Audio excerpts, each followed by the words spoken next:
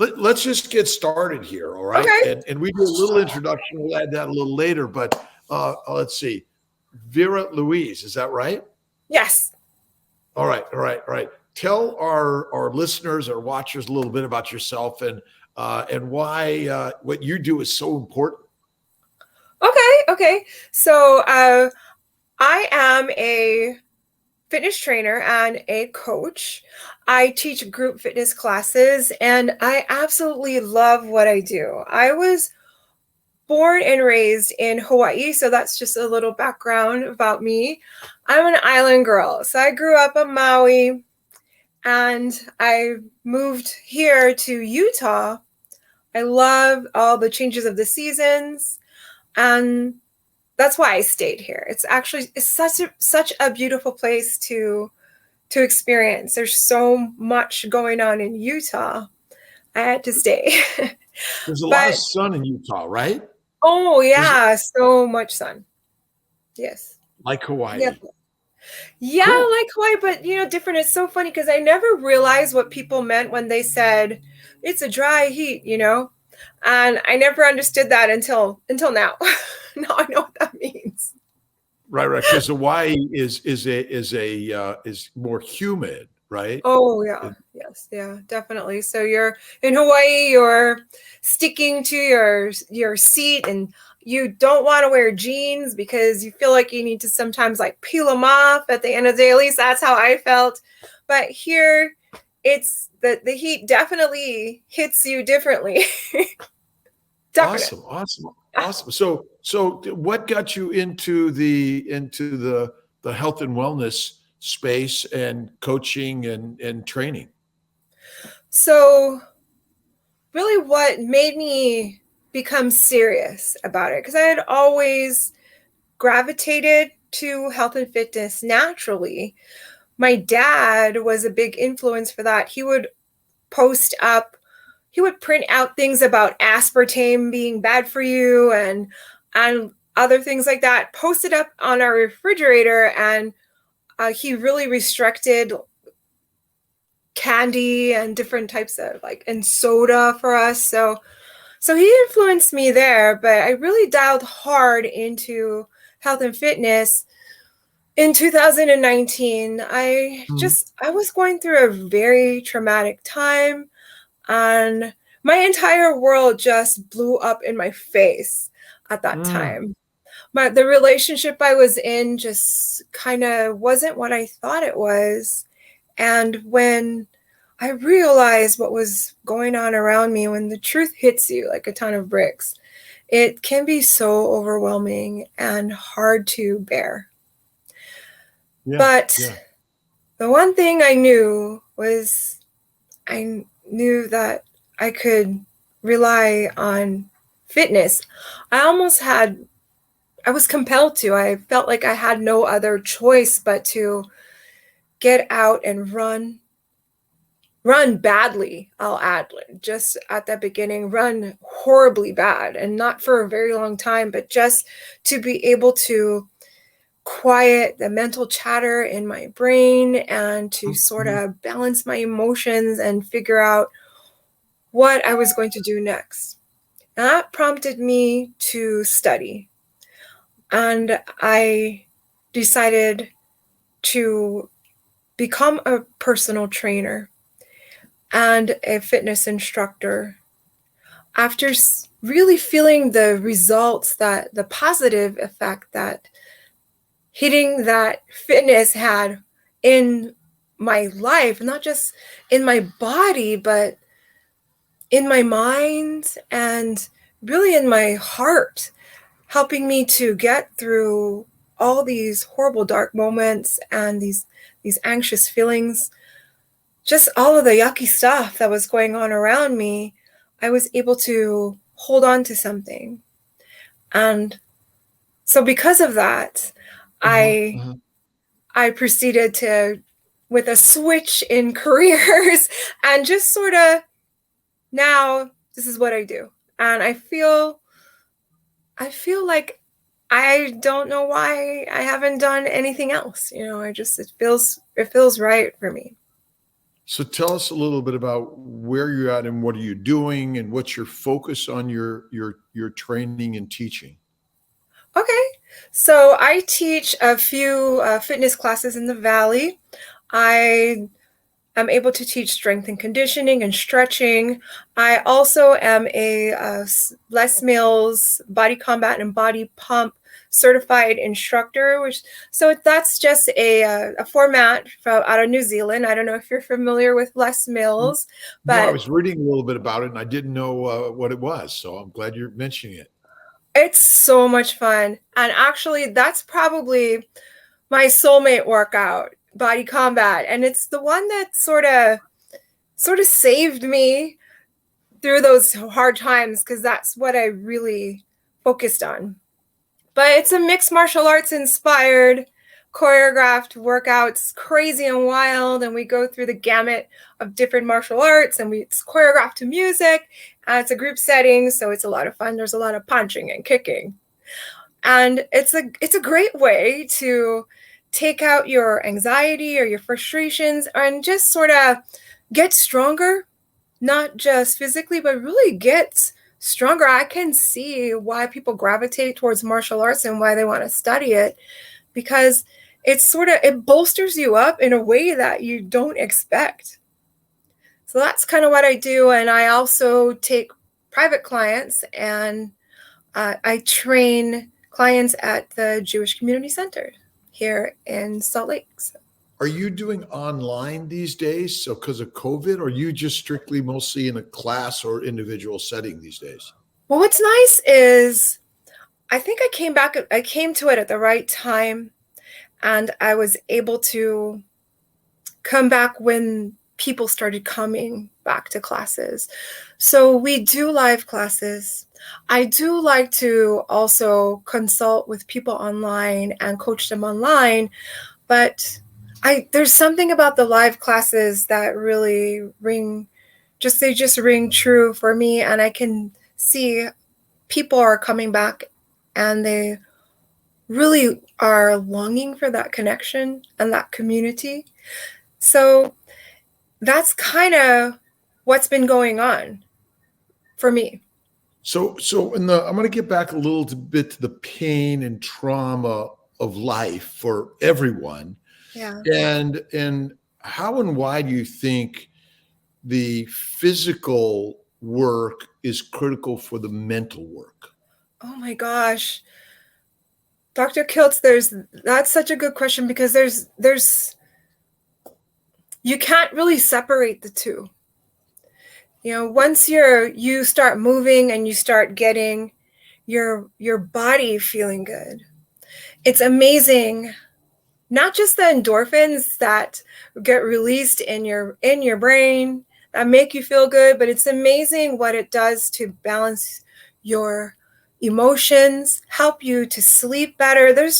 It's so pivotal to an overall sense of well-being, that the weight loss is just the bonus. It's just the bonus. It's going to come. If you just do the work, it'll come eventually, even if you have to sort of tweak things, and it may not come in the way you expect. Sometimes people have a certain image or number stuck in their head, but once you get your body feeling optimal, it's amazing. Sometimes I think we forget that the mind is a part of the body. So when you get moving and you start feeling better, that's the main thing. You're feeling better. You feel better all the way through. And I think that's one of the most powerful things about fitness, is that you don't just get strong with your muscles and your lung capacity and your ability to talk, jump, or burpee, but you get strong in your heart and mind. And I think that's my favorite part. And seeing people connect with that is definitely amazing. Zach Bitter, I did an interview with him a year or two ago. I can't believe time goes by so fast. And he said that motion is motivating. Yes. And I know that through my pain and suffering years ago, it was running, biking, that really brought me to that next level, helped me tremendously.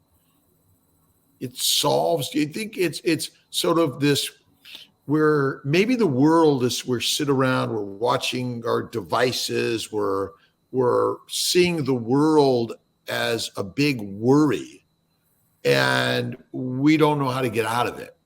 And do you think at some point in our evolution, we moved more, we participated more, we were not as locked up as we are today? Yes, definitely. I'm certain of it. I mean, just within the recent years alone, it's easy to see how even children. When I grew up in the country. We call it up country. I climbed guava trees. I ran from cows, and I tried to catch tadpoles after rainstorms. I mean, we played hard.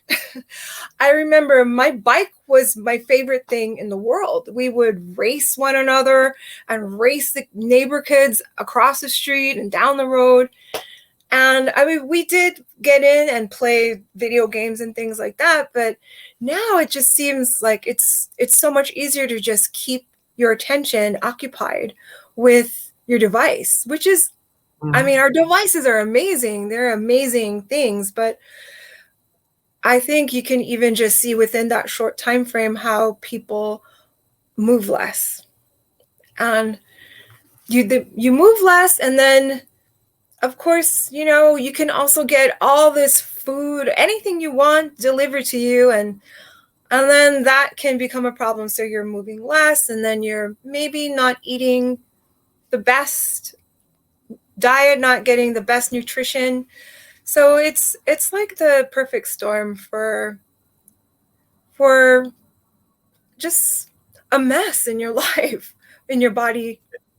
And so the group workout training coaching, tell us a little bit about how that sort of how do you sort of, I'm showing up and I know nothing, I'm a weakling, or I'm overweight or I'm underweight or whatever it is, because mixed martial arts, is that what it's is not easy stuff, right? I mean, I'm a little intimidated by it personally. Why should I do that?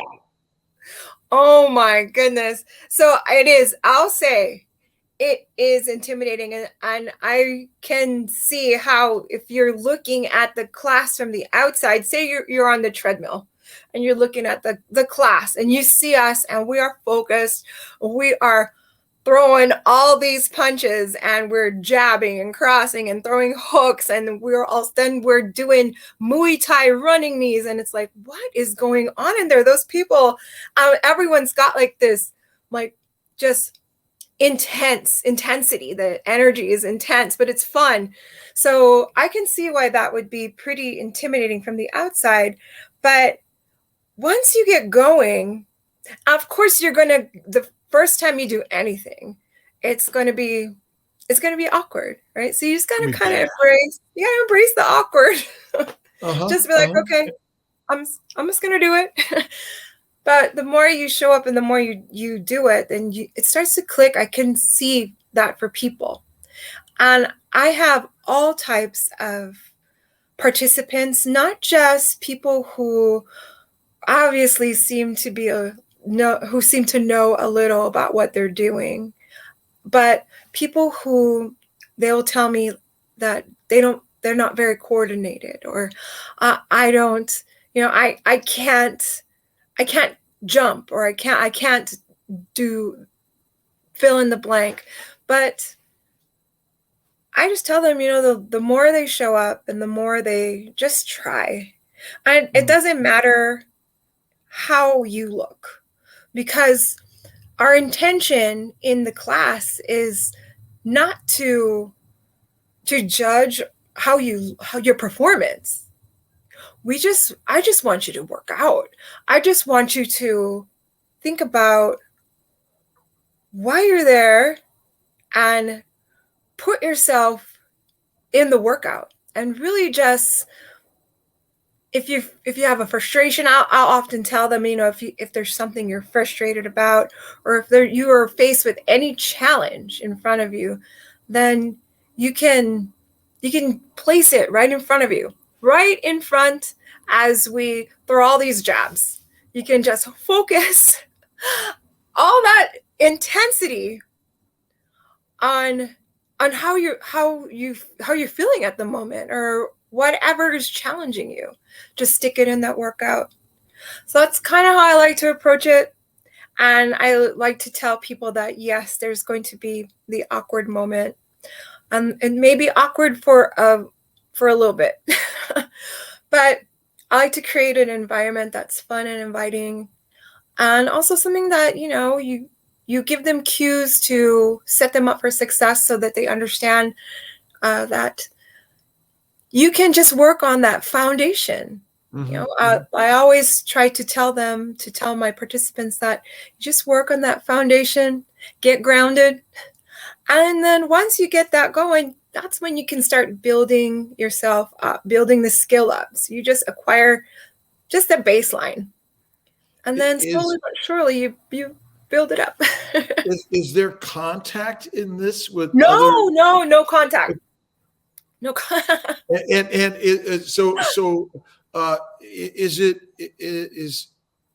you said music, and this sounds like the dance and motion. Yeah. And is there use of weights or other props? So for the body combat class that I teach, there is no props. Okay. No weights. And it is very much like a choreographed dance to fighting moves. But there's no contact. We all line up like soldiers, and then we just start kicking and punching. And it's choreographed to some pretty amazing songs. It's a lot of fun. And the other format that I do teach, body pump, we weightlift. So that requires a bench and a bar and dumbbells and all of it. So that's also really fun. So in your coaching, and where do you put nutrition, and what's your focus on nutrition? So usually when I start coaching, I like to, initially I try to as I'm getting to know the person I'm coaching, I just like to bring it up right away. And I'll just ask them, so how is your nutrition? And oftentimes, they'll sort of be like, well, it's pretty good, but it could be better, or, oh, it's not very good. So I'll encourage them to start tracking what they're eating, everything they're eating, and write it down, journal it out for me. And that way I can kind of get a pretty good snapshot of how they're fueling themselves and how they're nourishing themselves. Food it's tricky. Yeah, it is, isn't it? Yes. It is. And when you say it's tricky, what are you thinking? What do you think they're thinking? I know for me, I ask people what they eat, and they say, I eat healthy, or, oh, I eat garbage, or I eat clean, organic, or, I don't know. I'm amazed how much we don't know what we eat. Yeah, it's very. Or we that's judge so it true. one way or another. It's so true. I think it's tricky too, because there's so much tied into the reasons why we're eating. So a lot of times it's not about fueling yourself. It's about comfort. It's food sometimes, gets mixed up with feelings of comfort and care and love. And I mean, you're nourishing yourself. So I totally understand that. It can be confusing for people. And then there's emotional eating, which I've been there, and I know what emotional eating feels like.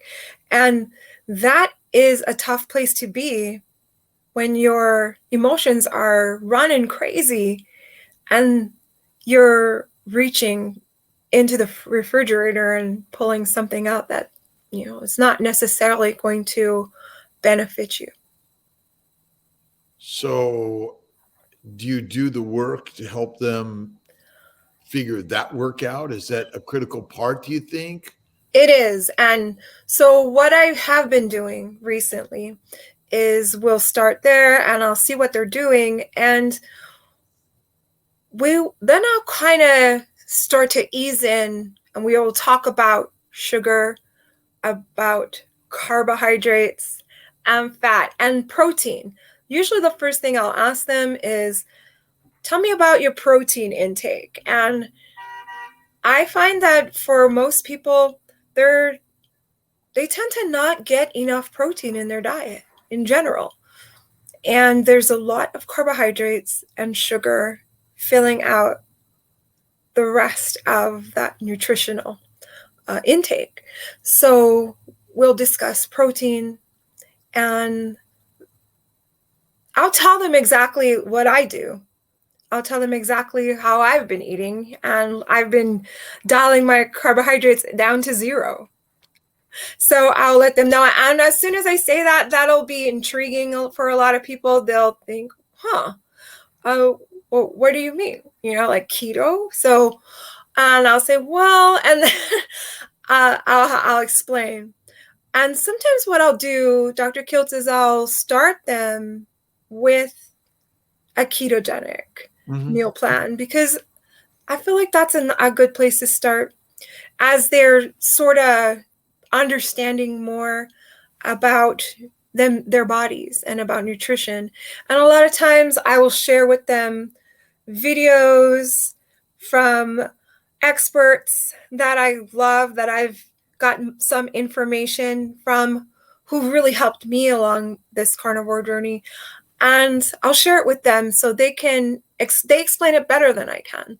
And that way they can see that it's just not one trainer out there sort of doing something crazy, but it's actually a community of people who are thriving. So that's how I like to approach it. It's an interesting, at first, I was a little hesitant, I'll admit, to figure out how am I going to give people a nutrition plan. Now,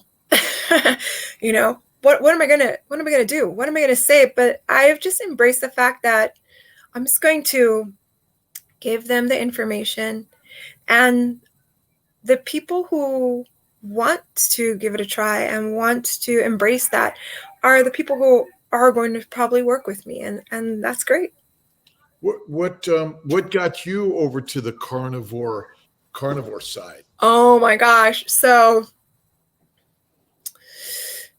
when I was going through all that hard times, I started accidentally intermittent fasting. That's what I started doing. And then suddenly I realized that a lot of my tastes for vegetables were changing. And I felt a little weird about that. So I would kind of hide it, like I didn't want to eat vegetables. And I wasn't sure what was going on, but I just gravitated towards peas, pretty much. Peas and just things that were like tasty and easy. And it was just the weirdest thing. So I would force myself to eat vegetables. And then, funny enough, in February, I came across Paul Saladino and the animal-based way of eating. And I thought, this is interesting. So I started listening, and I started reading and consuming information about what an animal-based diet might look like. So I thought, you know what, I'll give it a try, because I'm really not enjoying any of these vegetables. And what he said about plants was making sense. It made sense to me. So I stopped, but I was eating lots of fruit and lots of honey. And for a while I felt fine and I felt okay. And then I was visiting family back home, and I thought I wasn't feeling very well. Like I wasn't Mhm. feeling as vibrant as I felt like I should be. And I couldn't put my finger on it. And I thought, well, maybe I'm doing something wrong, you know? And then in my YouTube feed, there was a video, and it was Dr. Anthony Chafee. And so I clicked on it. I watched it, and I thought, carnivore. And I watched another one. And before you knew it, I was consuming tons of information from Dr. Chafee, Sean Baker, Ken Berry, and then Kelly Hogan. And I just kind of, there was something inside of me that clicked inside of me and said, just try it. Well, I mean, what can it hurt to just try it? There's all these people out there. They seem to be thriving. And what they're saying is resonating with me. I can't quite explain why. So I tried it. And now I'm 6 months in. And I have to say,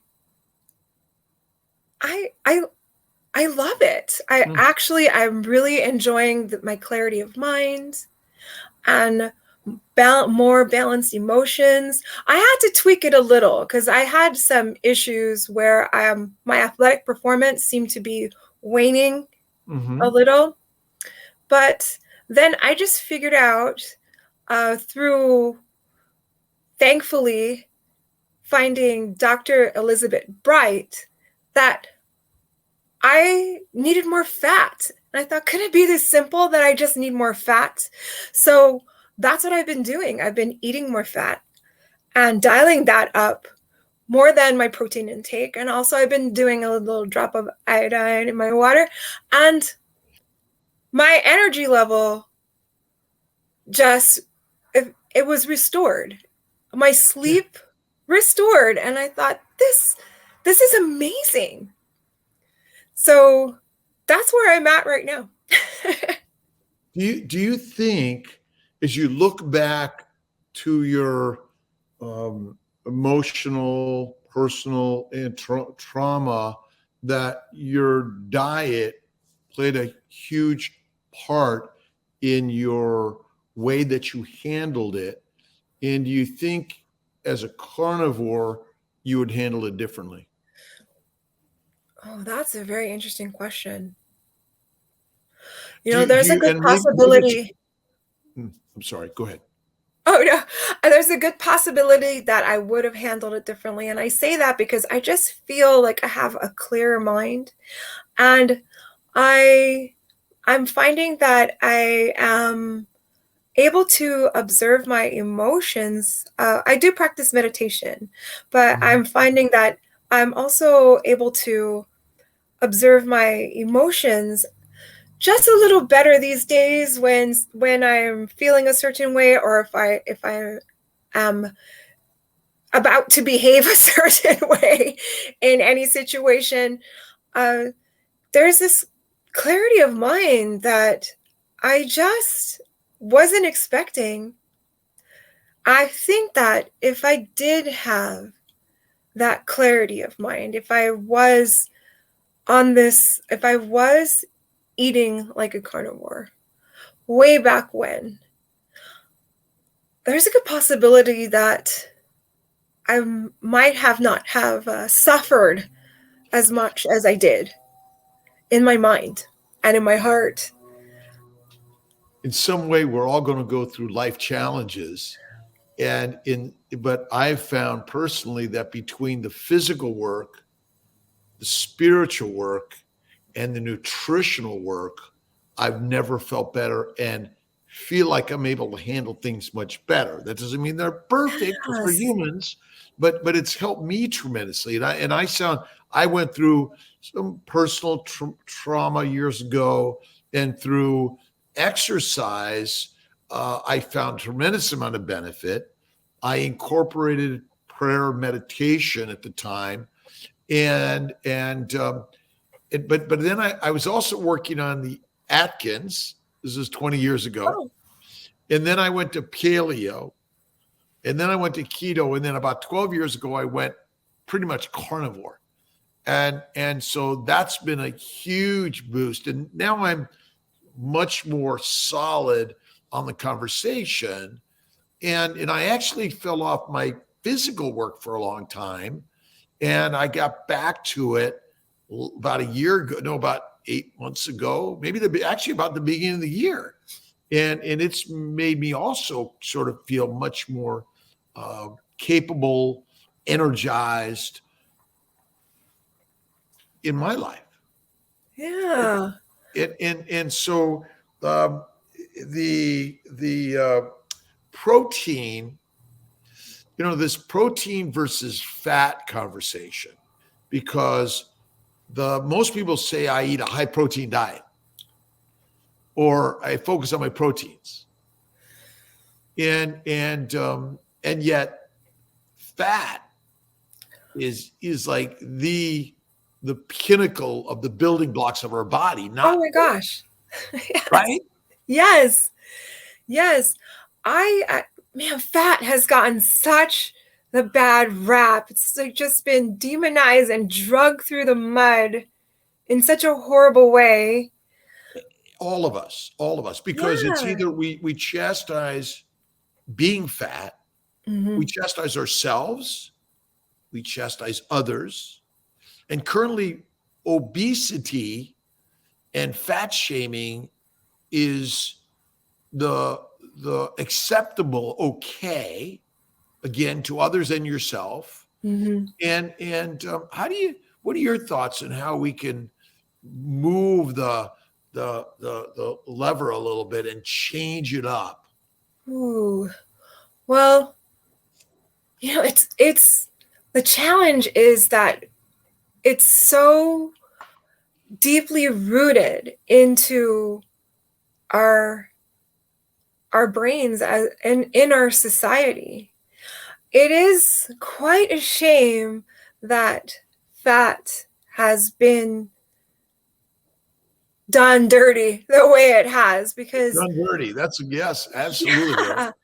Yeah, and I guess it takes a person courage to think otherwise, because if you've been taught that fat is bad, and just fat anywhere, because you do need fat on your body.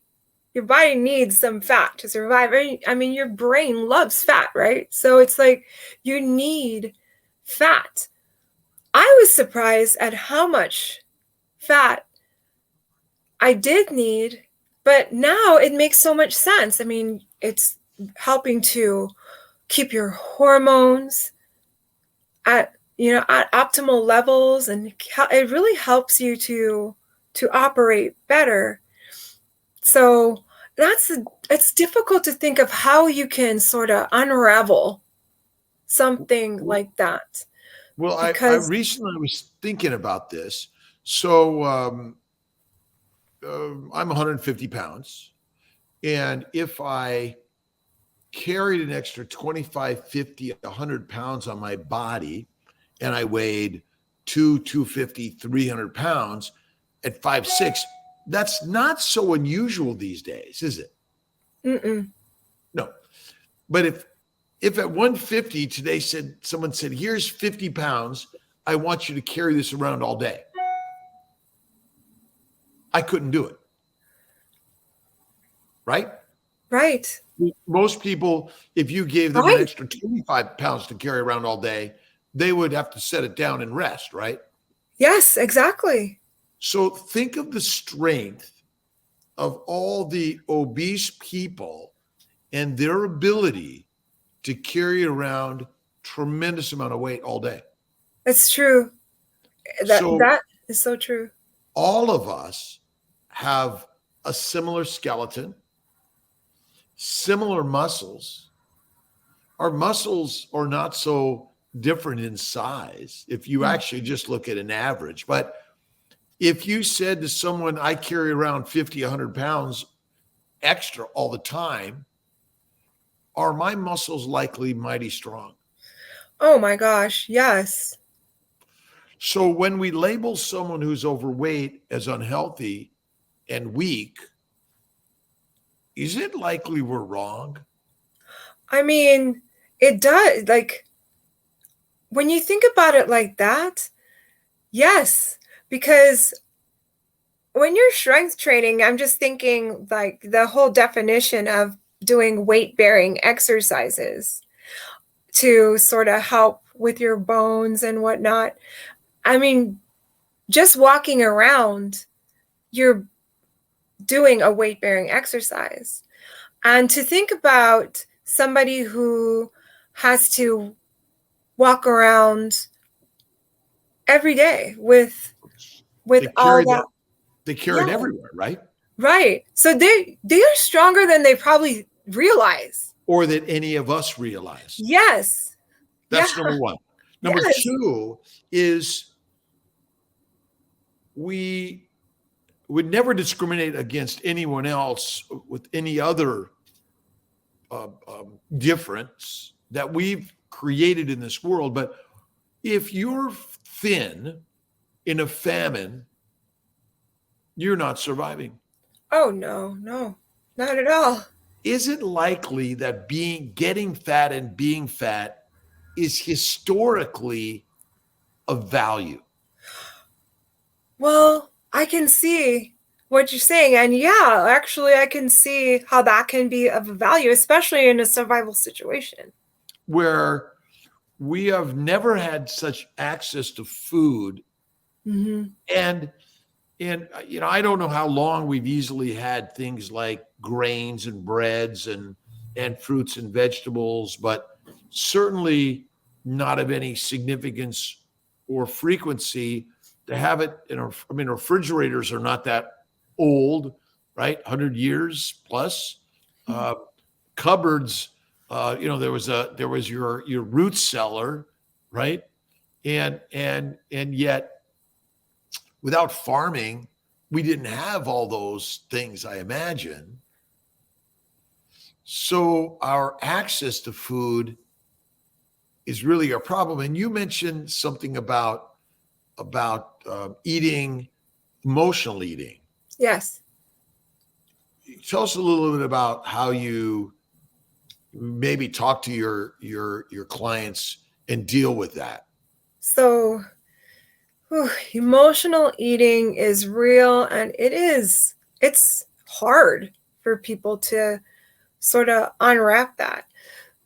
And when I have a client and we talk about food and we talk about emotional eating, immediately what I would like to do with them is I'm a big believer in journaling. I love to journal. I've done it ever since I could write as a kid. And so I am a big believer in just getting quiet and just writing down how you feel for 10 to 15 minutes, however long you want to do it. Sometimes you don't do it as long as other days, and some days you're like writing. It feels like a chapter of a book.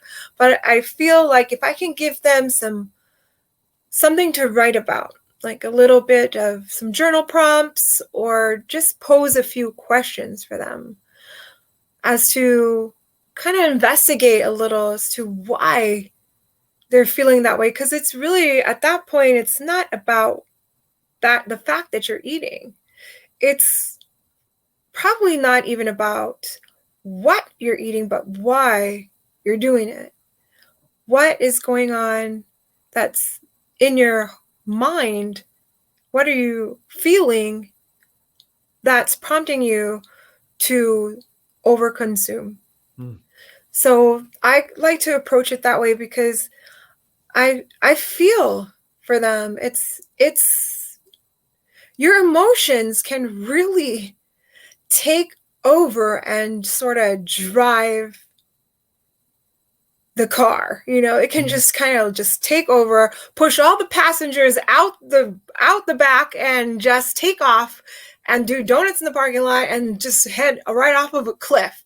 I mean, your emotions can really mess you up because they're strong and they're powerful. Huge. And so I like to address it with care, and just I like them to sort of feel free to express themselves, and no one's going to read what you're writing. I'm not going to ask you, like, let me see what you're writing. It's just so they're able to come to terms with whatever is underneath all of that.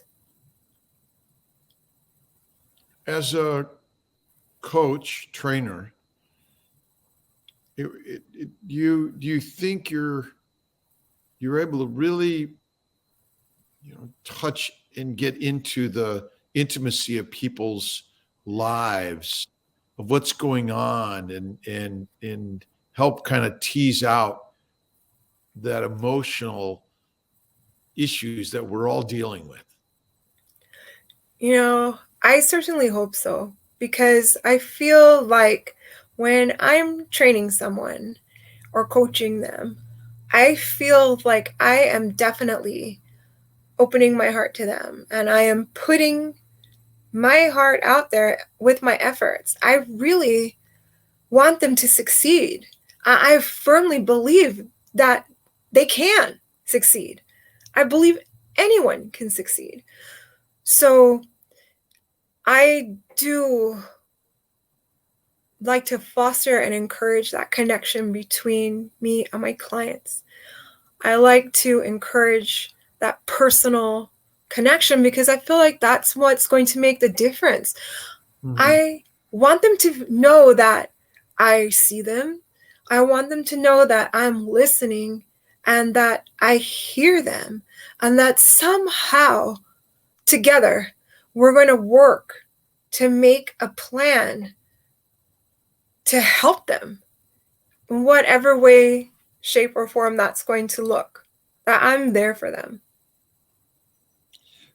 Back to the nutritional side, tell us a little bit about what your daily food intake is and what you focus on eating. So it's so funny. My daily food intake is very uncomplicated. My refrigerator is totally uncomplicated. I will wake up, and I used to fast, but I don't fast anymore. I'll get up, have some water with a little drop of iodine in it. I may have some butter when I wake up. So that's kind of like lately what I've been doing. I'll have some butter, and then I'll do my workout. And somewhere along the line, maybe around 9 or something, as I start to get hungry, then I'll eat. Maybe I'll have eggs with more butter. And usually it's ground beef or ground meat that I go for. I don't know what it is about the texture, but I absolutely love it. So lately I've been going for ground beef. Once in a while, I'll do shrimp. Mm-hmm. I'm surprised that as far as chickens go, I like the egg, but not the bird anymore. Like, there's something about chicken now that it doesn't do it for me. What do you think? Do you think it's the lack of fat? I don't know this, or somehow you need to dip it in something, like barbecue sauce or something, and I just can't do that anymore. So yeah, I never thought of it that way. I mean, I did like chicken with ranch, so I feel you there. Maybe because when I eat it, it tastes sort of like, well, yeah, it's like I'm eating packing peanuts or something. It's just like, why am I eating this? Yeah. And so how about dinner? Where does dinner fall into this? So dinner usually comes about well before 4 o'clock in the afternoon, usually. And And once again, dinner tends to be beef, mostly ground beef. Sometimes if we're lucky enough, there's game meat when if we're lucky. So recently it's been elk, little elk steaks and things like that. I'll have some of that. Again, there's butter involved. And usually that's sort of how I finish out my day. And then before I go to bed, I find myself eating butter. Mm-hmm. I'm usually kind of just eating butter here and there throughout the day. Do you do cheese at all? Sometimes I do cheese. I try to find cheese that's raw milk. For some reason, I find, well, maybe if I get something that's unpasteurized, I'll try raw milk cheeses. And I'll give that a try. Sometimes I'll do goat cheese. And my body seems to do okay. I mean, I don't know. So far, there hasn't been anything strange. So, but I'm also not eating like gigantic hunks of cheese or anything like that. But I do enjoy cheese from time to time. That's true. And I don't enjoy seafood as much as I used to, except I do like shrimp and things like lobster and crab. I don't know.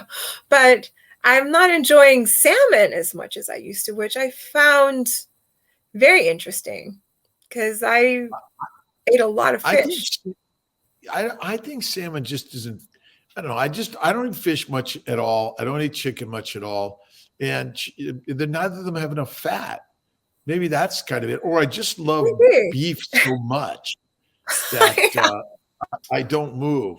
So you mentioned fasting. So what took you to fasting, and then what took you out of fasting?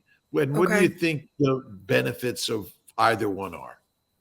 So what threw me into fasting, really accidentally, was my stress and anxiety. And I would sit there, look at food and be eating, and then suddenly think about what was going on in my life and then just lose my appetite. And at first, I'll have to say, it probably wasn't the best thing.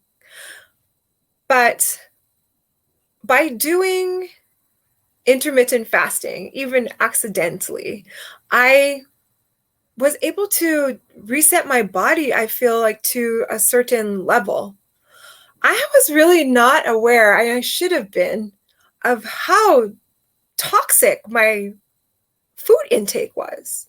I was eating at all hours of the day and eating all kind of junk stuff. So I think that the benefit there was it allowed me to just sort of reset myself, reset my body, and heal on some level, because I was just not taking a lot of food in. I found that I was working out fasted, and then I kind of was doing a lot of intermittent fasting, working out. And I think that what pulled me out of it is I started to be honest, I felt like I was losing my muscle mass. I just kind of was doing too much, and I felt like maybe I was taxing my body too much, because you can't stay fasted for forever. And No, there has to be a moment of feasting. So when I went and tried the animal-based, when I went and started animal-based eating, I was still thinking in the fasting mode. So I was like, okay, well, I'll just do this circadian rhythm fasting. And I'll just, I'll keep doing what I'm doing. But what I realized with carnivore is that I didn't have to worry about that so much. It really freed my mind up from thinking about, well, should I be eating this right now? It's 7 o'clock in the morning, and it's it doesn't matter anymore. But I'm grateful that it did happen and that I did undertake it way back when. Now I feel like it's not necessary. I'm sorry, no, go ahead. Oh, no, I just feel like it's not necessary. So the fasting was not quite the carnivore. No. And then you got to the carnivore and you're finding that the fasting isn't necessary. Yes. So far I feel, but I mean, I suppose in essence, I don't eat after 4 unless I'm hungry, because usually I'm teaching. And if I come home, I will eat some butter. So I guess it's not necessary. You mentioned fruit and honey. Yes. Tell us your thoughts on fruit and honey. Well, I think fruit and honey taste amazing. And I think that even, right, what's not to love? I mean, even while I was eating a lot of fruit and honey, I was thinking, at first it felt like a party, like, yeah, like I'm just going to eat all these mangoes and like, what? I'm going to eat 2 bananas, whatever, I'll just, but there came a point when I just thought to myself, well, it's still sugar. I'm taking in a ton of sugar. Sure, there's other things that are coming with that sugar, but what is this doing to my body in the long run? What is happening inside of me? And there did come a point when I just felt lackluster and just felt like I can't eat this. I could not put that fruit in my mouth. It just felt like it was just overboard. I could feel it here in my emotions, where it felt like this feels like an addiction. It just feels too much. And how long would it take for me to just continue eating all this sugar and then start eating everything else? So that's when I decided that I needed something different, and when I came across carnivore. And the change for me was instantaneous. The fruit and honey is a filtered cigarette. That's a good way to describe it. Yeah, we sort of labeled it as good for you, but in fact, what's the difference between that and any other vegetable, any other fruit, or even white sugar? Because ultimately, in your stomach, it all breaks down to white sugar, and in your bloodstream, it's all the same. It's either glucose, fructose, galactose, mannose, lactose. Right. It's just another sugar. Just another sugar. Your body doesn't know where, like, the source of that sugar. So I'm wondering if maybe in our online space, with all of our expertise out there, if maybe we're being a little misleading from time to time. How do you mean? Well, honey and fruit is sugar. Yes. And yet some of us maybe are a little, because of we look good, we feel good, we sound good. And we think, oh my God, it's, it's like it's just like our vegan, vegetarian, whoever we are, we can say anything in a moment, and this is good for you. And yet we really now know as a carnivore is not. Oh yes, definitely. It's like, it's so easy to think. I mean, I totally understand. It tastes amazing when you're on Maui and you get mango. I was just like, why does this mango taste like it came from the heavens? And it's orange and juicy and almost tastes like honey. And I get it. I understand. So yeah, it's easy to be able to tell yourself that it's okay. And that's the same thing with what we feel we know about vegetables and plants in general, to say, well, this is okay. But we can't see the damage it's doing inside of us. We can't see what our body is crying out for, or Yeah. we can't see the impact until years down the line. And we may not even put it together. Like a lot of us may not even put it together that that's where it came from. Well, I don't know anyone allergic to ribeye steak. And Right. I've never seen anyone have an anaphylactic reaction to butter, Yes. milk. And I know some people have some allergies to the butter and things like that, but honey and fruit and vegetables are highly allergenic. They cause allergies. But ribeye steak, I've never, or burgers, Right. never. Fat. So fat to eat. What do you think its benefits? Where's the benefit of eating fat? Oh my gosh. Well, besides helping your body make hormones, which is, oh my gosh, if your hormones are out of whack, or they're just not, like, if something's going on with those hormones, you just can't find the joy in life. Like you just can't thrive. It's hard. And then your brain. Yeah. Your brain loves fat. We need fat for our brains. And that's one of the biggest things, because a while back I met I had a client who, an older gentleman, and he had Parkinson's. Mm-hmm. And so it was interesting getting to know him and getting to know more about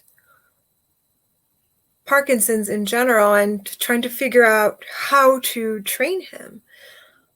But it's amazing how, so that's like it's like an obvious thing. Parkinson's, like, okay, well, yeah, like that's going to affect his motor skills and just, just everything. But then we don't realize that our own brains can be starving or be inflamed by what we're doing in our nutrition. And something like eating sugar, like we don't realize it, and we think that maybe we're okay. So fat, I love fat just for those two reasons alone. It's our energy for our body only. We're not metabolically flexible. Fat is the only fuel, period. I love fat as fuel. I have to say that after flipping my intake with protein and fat, my energy level has definitely seen a big approval. Like just a big rise. And it kind of shocked me, because sometimes you're in that space and you think, well, sugar, it's like easy to think of sugar is that quick fix. So we kind of don't really think about fat as your source of energy, but man, it is effective. It feels great. And there's no crashing. That's right. Yeah. Yeah. Do you ever treat with a carb? If I ever have a treat with a carbohydrate? Do you ever treat with a carb? When sometimes I will like try a banana, like a little piece of a banana once in a while, or that's pretty much like the only one I kind of will try, and I just to see what might happen is kind of what I do. But usually no. Okay, cool. And do you do your workout training 7 days a week? I used to, but now I make sure that I take some time in between to sort of do some active rest. Like I'll do some walking or stretching, but I do teach 4 days a week. And the other days I like to sort of take it easy a little and just kind of walk to get some movement, but not as crazy as I was doing. Well, Vera, how do people find you, by the way? So people can find me. I'm very active on Instagram, so they can find me on Instagram at vlp.slc. I can also find me on Facebook. I have a little group that I'm setting up. It's called Holistic Fitness for Life. It's a private group. So those are the two places that you can find me. Yeah, and anything that you want to share that I didn't ask about? Well, I think the most important thing that I want people to know is that no matter where they are in their lives, no matter where they've been, how many times they may have tried fitness and failed, they can try again, and they should try again. No matter how many times you try, as long as there's breath in your body, you can make a change. And the change might not look like you're expecting, or it probably won't look the same as it did 10 or 15 years ago. But you can still improve the trajectory of your life and set yourself up for a course of health and vitality. And I know anybody can do it. Awesome. It's inspiring to hear your words and listen to your story. So I so appreciate, Vera, you being here. Oh. And we're I always say pain is pushing and motivating us to change, to grow, to learn. Right? Yes. And it's never too late. And you mentioned spirituality, that it's an important component of what you do, and it shines out. Yes. Yeah. Thank you for having me. This was a very fun discussion. I enjoyed myself. Well, I was, that's the beauty, I think, of the health and wellness community, mostly in the carnivore world, a little in the keto world. I don't know, but I guess maybe we could be in the vegan vegetarian world in Mediterranean. We'd find our group too. It's all finding our group. That's, I think, what it is. And I always tell people, whether you're vegan, vegetarian, Mediterranean, or carnivorian, it doesn't matter. We're all learning together. We're all a family. Yeah, we are. I mean, we're all living on this crazy little blue marble. It's only for a short amount of time. The physical one, spiritual is eternal. And but it is true that we were it's sort of this idea that, all right, now I'm a carnivore, everyone should be a carnivore now. but we're all going at our own pace, right? We're in our own little bubbles, and we sort of all find it when it's time for us. Exactly. Everything comes in its time, and when you're ready. Yeah. Right. It's like that crazy little saying, right? That when the student is ready, the master comes. So it's kind of like that, when you walk and every choice you make qualifies you for the next step or the next thing that's coming around the corner. Yeah. Vera, thank you very much for sharing with us your training, coaching, nutrition, spirituality, but your beautiful, amazing energy. And I look forward to us chatting again. I'd love that. And maybe you'll get up to upstate New York. Maybe. All right. Who knows? Oh, absolutely. All right. Well, God bless to you. A pleasure. And have a really great evening. You too. You have a wonderful evening. All right. Thanks so much, Vera. Bye-bye.